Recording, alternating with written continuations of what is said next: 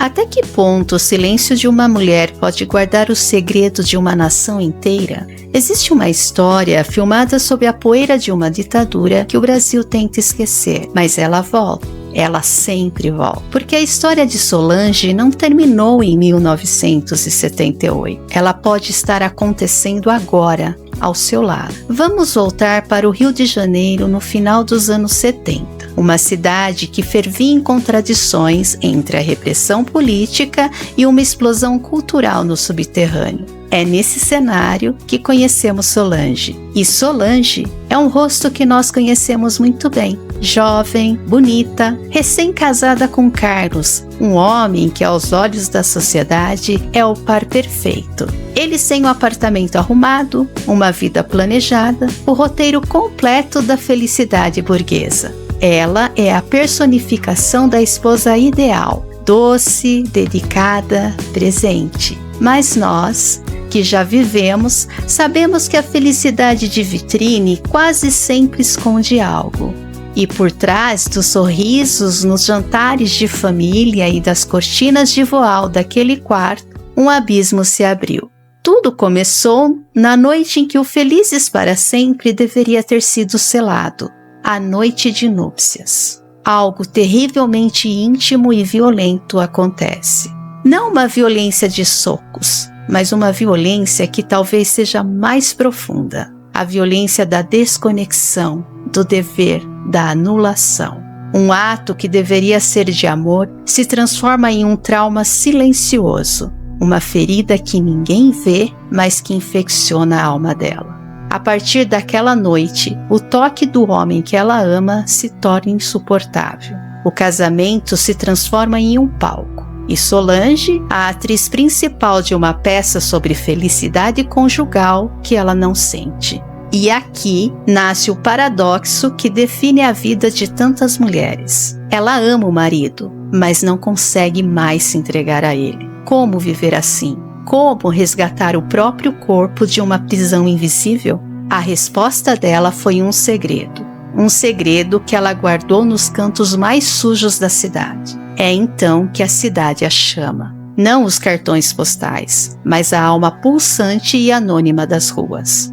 E o seu refúgio, sua terapia clandestina, torna-se o mais improvável dos lugares. O lotação, o ônibus lotado. Pense nisso. Naquela massa humana, Solange deixa de ser a esposa de Carlos. Ela é apenas um corpo entre tantos outros. Anônima, livre. E é nesse anonimato que ela encontra uma saída perigosa e transgressora.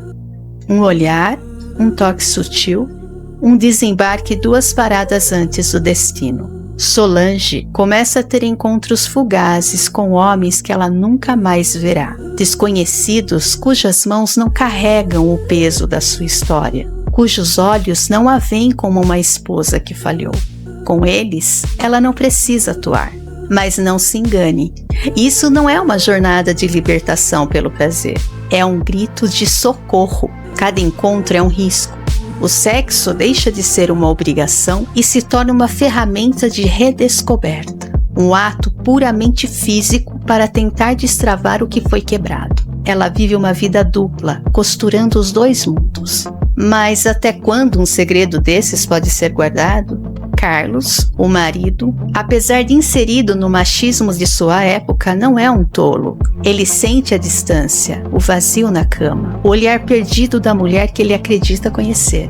A desconfiança cresce e ele começa a seguir os passos dela. A cidade, antes um palco de liberdade, se transforma em uma armadilha. E a perseguição dele não é apenas a de um marido traído. É a personificação da sociedade inteira, com suas regras e expectativas correndo atrás de uma mulher que ousou desviar da rota pré-definida. A colisão é iminente e o confronto acontece, não da forma que se espera. Quando Carlos finalmente a confronta com a verdade, o que vemos é a implosão de 2 mundos, é a quebra do teatro. E é nesse momento que a grande e trágica revelação se desenha. Agora tudo faz sentido. O que Solange buscava nos lotações não era o prazer pelo prazer, Não era traição pela traição, era uma tentativa desesperada de se curar, de entender o próprio corpo, de se reapropriar de um desejo que lhe foi roubado pela violência silenciosa do trauma. Ela não queria destruir seu casamento. Ela queria, paradoxalmente, encontrar um caminho de volta para ele. Ela estava tentando se consertar sozinha da única forma tortuosa que encontrou. A dama da lotação não era uma persona de libertinagem, mas uma armadura, um mecanismo de sobrevivência. Ela não estava traindo o marido, ela estava em guerra consigo mesma.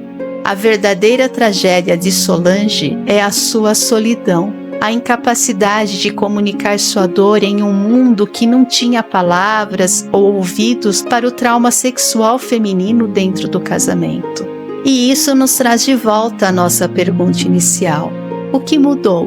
Hoje falamos mais abertamente sobre consentimento, sobre prazer, sobre trauma. Mas será que ouvimos de verdade? A fachada da esposa perfeita trocou o apartamento dos anos 70 pelo feed perfeitamente organizado do Instagram, mas a pressão continua a mesma. O julgamento que Solange sofria nos olhares silenciosos do ônibus, hoje se manifesta nos comentários anônimos, na patrulha constante sobre as escolhas da mulher. Solange só queria desejar uma coisa tão simples, tão fundamental e ainda assim um ato de rebeldia que continua a ecoar até hoje. A história de Solange é, no fundo, a história sobre o direito de uma mulher ao próprio desejo. Na sua opinião, o Brasil de hoje finalmente aprendeu a escutar a mulher ou nós apenas trocamos o silêncio do ônibus pelo barulho das redes sociais? Deixe sua opinião aqui embaixo. Queremos saber o que você pensa.